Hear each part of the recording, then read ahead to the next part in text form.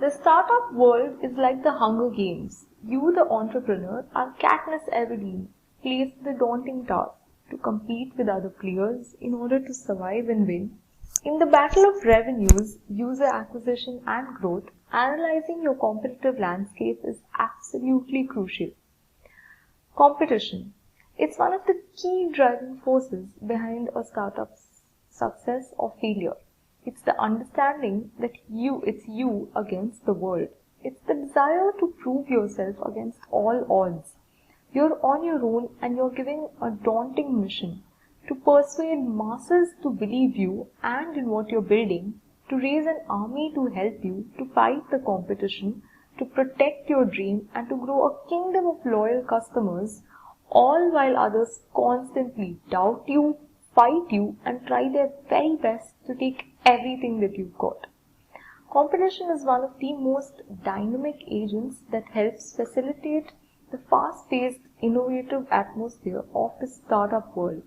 And understanding your competition is absolutely crucial in developing a competitive strategy. There is nothing to be gained from laziness. No one has ever been successful in the startup world without having an active radar on their competition. It is simply the largest non-fundraising mistake any startup can make. Now, with that being said, how do you go about analyzing the startup competitive landscape? Let's start from the beginning, shall we? Identify your competitors. Whether you want to admit it or not, your competitors are out there and they're as likely just as hungry as you are.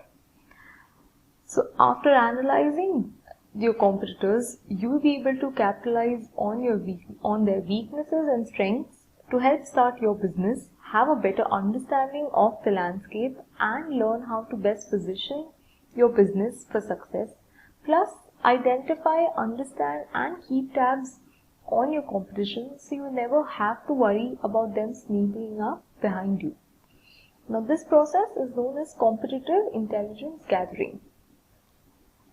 Now, finding your competitors. There are many ways to identify key competitors in your industry, but Google and Amazon will likely be where you will begin your research. Start with a simple search for your business name, product ideas, and overarching business idea.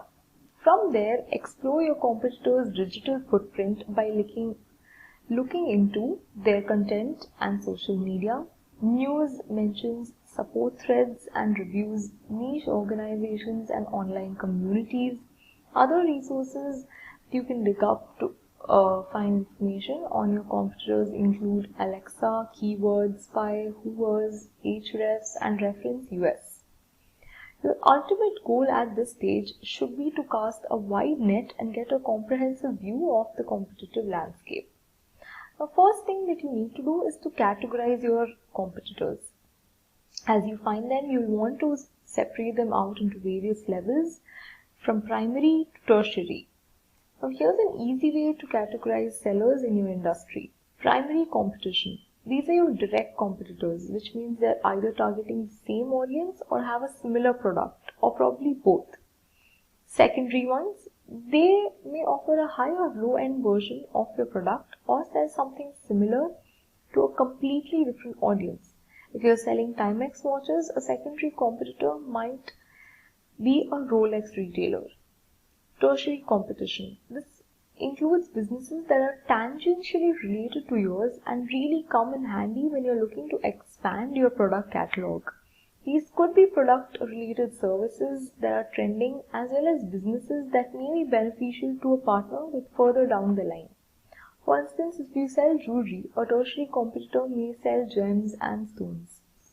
Now, as you conduct your research, be sure to keep things organized in an easily accessible spreadsheet or database. This will really help out your process. Now, after you've done this, identify your competitors' market positioning. Identifying your competitors' market positioning will give you a feel of the market demands and expectations. What are customers really buying from them? Are they going for the price or the experience? How are they differentiating their product from their competition? What features and benefits do they highlight the most in their marketing copy? In their opinion, what makes their product or service unique? These questions will help you to understand whom your marketers are speaking to and how they position themselves within the market, which will pay dividends as you work on how you position yourself against them or alongside them. To gather as much information as possible, be sure that you sign up for their newsletter so that you have a good understanding of their business and examples of communication which say a lot about the competitive environment. If you're interested in looking at their mails, then either send a competitive email market monitor like mail charts. Subscribe and follow to their blog. See the type of content they are covering and at what cadence. Follow them on social media. Get a feel of how they speak to and serve their customers. Purchase their product. Check out the product itself, but also note the time it takes to ship and how their packaging looks. Put an item in your cart and abandon the checkout process. Monitor whether or not they send an abandoned cart email series and note what language and structure they use for their emails. You might think all of these are very trivial and insignificant features that can be overlooked, but believe me, these truly help in realizing and analyzing how the market value stands. Now, the next one would be to take a peek at their pricing. Your pricing strategy is going to be one of the most important aspects of your online business and potentially a competitive advantage. There are several factors to consider when setting prices for your products. The best place to start is to look at how your competitors have priced their products. You learn what your target market is willing to pay and get an understanding of what prices might work well for your business.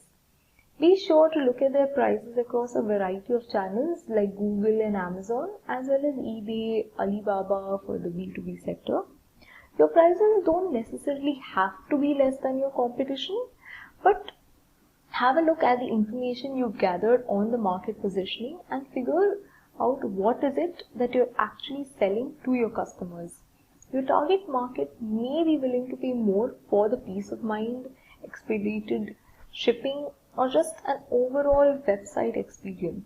Remember to consider all the research you've been completing around general startup and business costs as we've talked through in the previous posts.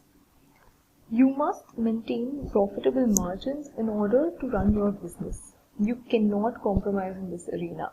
So basically, get an idea, have a whole evaluation, but keep a price in a tactful manner so that you get a sufficient profit from it, and at the same time it gives leverage to you over your competitors. Now, have a temperature check with reviews. Honesty is the best medication and it's the first testament to customer satisfaction.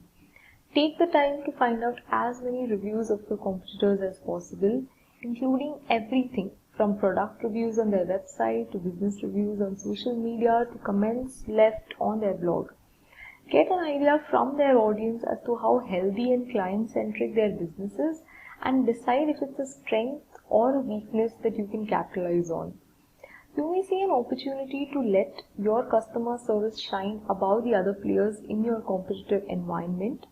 If you find a lot of reviews on a product similar to the one you sell, it's a good sign because that means people are interested in buying it.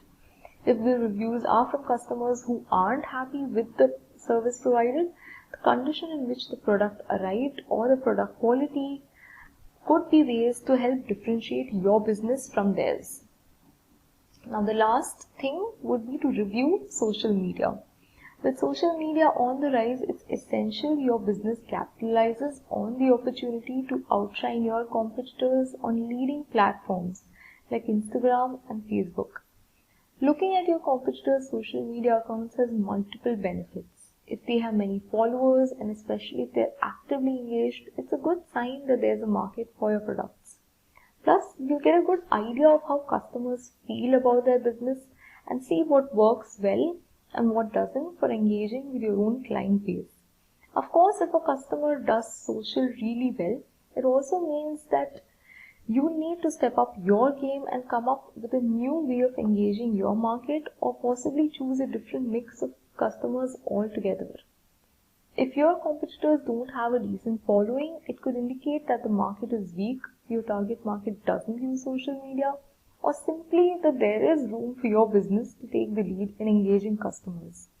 Take a look at all of the social media channels you can think of: Pinterest, Facebook, Instagram, Snapchat, Reddit, and Twitter, and ask the most basic questions, like what is their social media presence overall? Which channels do they use the most? How do they speak with their client base? How often do they interact with the following? How frequently do they post something new? Which social media channels are they missing? Is there opportunity for you there? What are they posting? What percentage of the posts are about their business? What percentage is solely meant to increase engagement or gain followers? Last but not the least, check out some alternative social channels as well. With the digital communities thriving, offline touchpoints are also serving as great indicators of engagement of a brand's community. If one of your competitors is hosting a local event, attend and see firsthand what customers value and gain their support. Not taking the time to assess the competitive landscape can be fatal to your success. Dedicate the quality time your startup deserves to have an excellent understanding of who and the other market players are. Take every company in the competitive landscape and obtain information over the following, like start from their website, founders, who are their founders, what's the background, how have they founded, what product and service are they offering, how have they raised money, who are their investors, etc. Getting a good idea of all of this will give you a good grip over the market that you're targeting and over your competitors. So I hope these set of information and values have helped you to get a good understanding of what you need to evaluate and assess in order to thrive in the market that you're targeting. Thank you. That's all for this module.